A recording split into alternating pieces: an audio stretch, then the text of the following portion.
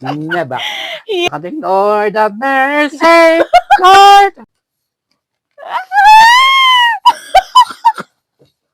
I better show my wallet. Yes, okay. Good afternoon. Good evening pala. So, it's been so long, di ba? Yung plano sana natin. Actually, siya sana yung magiging first guest sa vlog. Pero First honor since, pala ako yes, sana. No?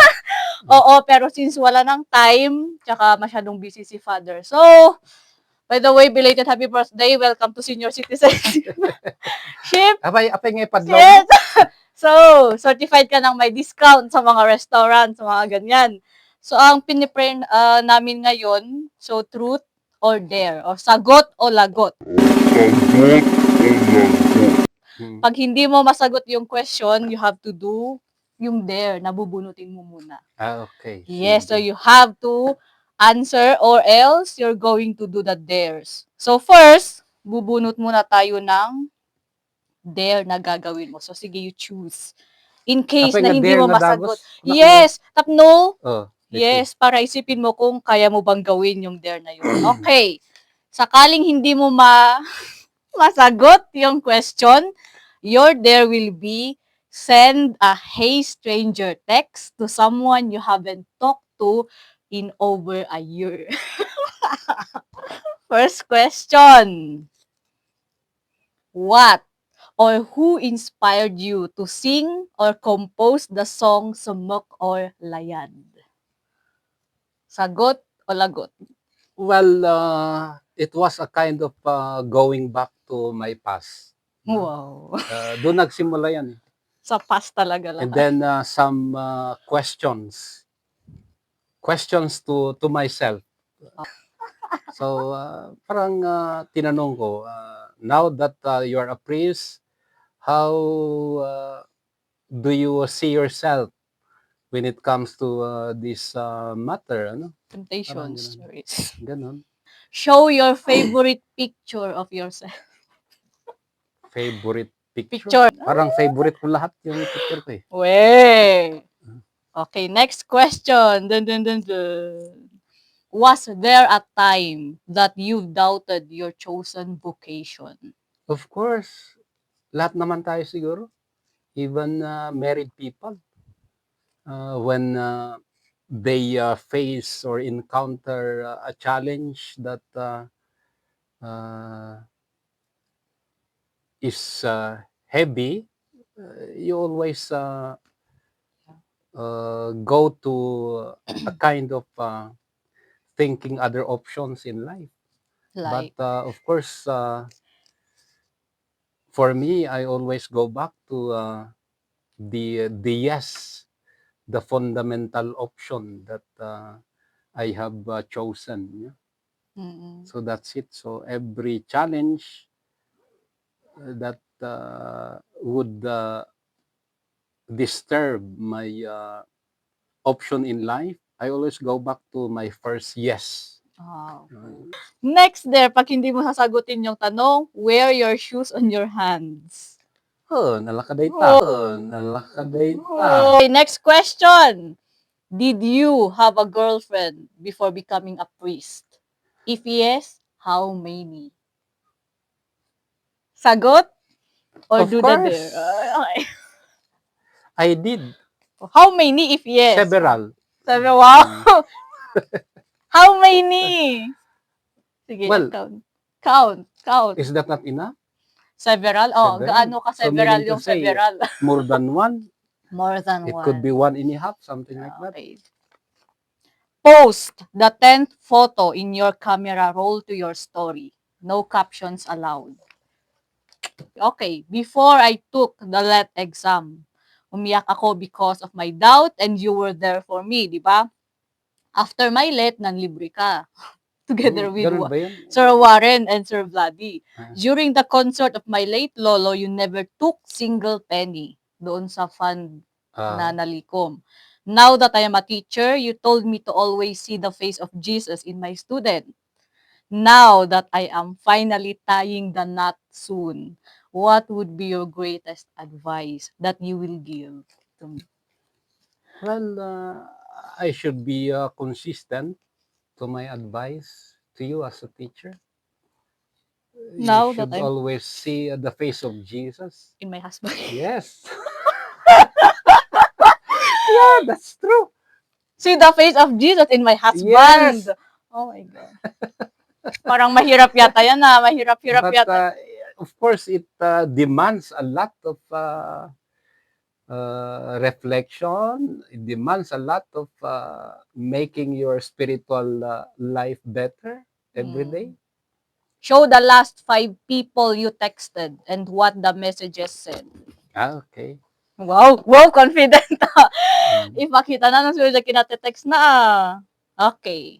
Did you fell in love while studying at the seminary? Yes. I was always in love with Romantically! romantically. Yes. You see, it is also a romantic to be in love with Jesus, with God. Yes, Same. because with all your emotions, you have to focus it. You have to lift it up to the Lord. Show the most embarrassing photo on your phone. Okay. Oh, answer the question na lang. Answer amin ito. Okay, if you are not a priest today, what would be your profession or job? Well, ang first love ko kasi na profession ay maging forester. Yeah. Well, at Yun least yung naka-align first. sa Yeah. project mo ngayon. Record yourself singing a song and post it in your social media Ay, stories. nalakadita. Wow! Mhm. Okay, next question. What is your favorite program in your assignment? Favorite program in my Yes. assignment? Oo. In my assignment as director or head of a commission or assignment as a priest? Assignment as a priest. As a priest. Well, this is my favorite program. Okay. Hold your nose while you sing the chorus of your favorite song. Next, that's the question. From all parishes that you've been assigned, who has the best youth programs and who has the most active youth? Well, I would like to answer that from the perspective of BEC. When we say BEC, the Gimong. Okay. So each Gimong has its own uniqueness. Of course, every Gimong. Playing safe. No, it's not playing safe, but this is true. When you try to, what they call that, to go back to the previous assignments that you've been through, or you exercise your ministry, pare-pareho naman eh. So wala. The uniqueness is parang each Gimong has its own Uniqueness. uniqueness. Identity. Parang ganun. Oh. You will call the last person you texted and just meow into the phone. Okay. Favorite food? Favorite food? Actually, ang favorite food ko is adobo. Adobong manok. Okay. Naimas mo lang si adobong snake. Never.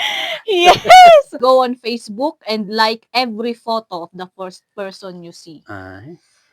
Who are your musical influences? Well, first of all, I think my mother. Singer ni mother ko. And secondly, my uncles. Actually, I received my first guitar from my uncle Florencio, who is now in Manila. Kaya Dati pala. family na matijayan. Call a friend, pretend it's their birthday, and sing them happy birthday to you. Makiptot na. That's crazy. Aside from other members of the singing priest, who are you most close with? Day kaya nga pag-share an amin nga sekreto na and such. Well, for now. Of I mean, course! because if we go back to my seminary days, Adumata. Mm. But for now, I think Brother Hector. Ay, may secret ka? Spill. Joke. Empty out your wallet and show everyone what's inside. Oh my God. Kaslang ang kayat ko dito. Okay, give me one time na na-offend ka sa akin. Sa'yo? Yes.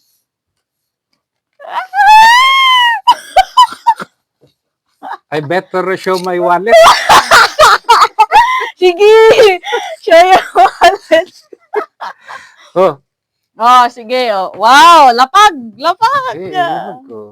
Okay. Money. Wag na nating bilangin kung ano. Tapos ID. National ID. Apay nga, Roland Buyag. Hindi nakakabindi. Ko data. Oh, okay. Ah, yeah. Okay, safe. Safe yung wallet ni Father Mario. Show the weirdest item you have in your bag. Bag. Pinaka-weird. Okay. What was your honest reaction nung nalaman mong magiging ninong ka ng kasal ko? Honest reaction? Yeah. Well, I did not expect that one. I was Why? expecting that you would tell me or you will tell me na ikaw ang mag-officiate sa kasal ko. But I was surprised. Huh. Yeah. Because You deserve. telling me that I will be one of your sponsors. And I was imagining myself already. What would be my outfit? Yeah, hindi. Kasi parang naging father figure. So, you deserve that spot. Show the group your driver's license photo. Mm-mm. Okay, next question. How is Father Mario deep inside recently? Parang alam nilang may pinagdadaan. Kaya ganito yung tanong. Well, recently, Yes. actually, I should be what they call that. I should be consistent going to the hospital for my checkup, but I don't know what happened because I think I am getting well. Wow, don't diagnose yourself! My God! Pero yun ang feeling ko eh. Feeling mo lang yan, Father.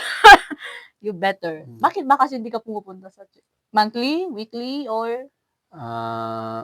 For us priests, parang monthly sana yan eh. But of course, aside from the sa every time kasing punta kami dito sa Baguio, sa pastoral discussion, sa recollection, we're encouraged by the bishop, our Bishop Rafi to go for check-up. Which is But supposed to. I think hindi lang naman ako yung paring hindi nagpupunta. Marami kami. But either way, do not diagnose yourself. Better to be safe than sorry. Sing everything you say for the next turns. Ay, nalakad ito. Ay, wow, basic. Singer is. Is being a priest your first choice? If not, what was your first choice? First choice yung magtatrabaho sa bundok. Forester nga eh. Kaya akala ko abroad. Forestry ang gusto kong Somehow related. Kaya pala favorite program mo to eh. You're going to insult everyone in this room. Ay, parang gusto ko. Ala! Ala, Mother Hector, ready ka. Okay. Ay, shucks! Who was your first crush? First crush? Or else you will insult us. Sa elementary. Okay. Elementary ka nagkaroon ng first crush. So, it's puppy love. Yeah. Puppy crush love talaga. Na eh. Sinahangaan. Or, show us everything inside your purse or bag. Okay. Last question na to. May isa pa. Last na to. Who is your best secretary? Best secretary. So, who is your best secretary? Well, Manang Bergie. Na-heartbroken dyan ko. Nakita din. To say that she is the best. Yeah, sasabihin ko later. Hindi lang sa vlog. Read your last 3 Google searches out loud. Google searches, di Facebook. Okay. In your 60th year. Ay, hanggang siya nag-question ito. Madilita. What's the best experience that you can share to the younger generation? Ngayong 60 years old ka na. Doon na nga nagbayag ka nga nag-60. Well, iti best experience ko siguro kat being with the kinder, I mean, dagiti youngest iti elementary. Mm. Yeah, because it is a challenge. Every time I say mass, iti kadagiti nga ubing, kaslangay nga kasapulan nga ag-kinder kamat. And sometimes I doubt if I am really, what do you call that, understood by these kids. But I still believe that they uh, they get something out of the celebration of the mass. Yun ang Yeah. best experience to be with kids. You know that when you say the Lord have mercy, ikaw lang sa kayong teacher nila ang makasalanan. Wow! Kasi mga kinder Yeah, yan. yes.